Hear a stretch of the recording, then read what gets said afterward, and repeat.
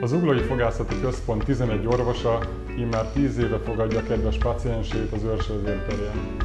A fogászat és szájsebészet teljes palettáját kínáljuk, az implantációtól a fémmentes kerámia pótlásokon át egészen a fogszabályozásig.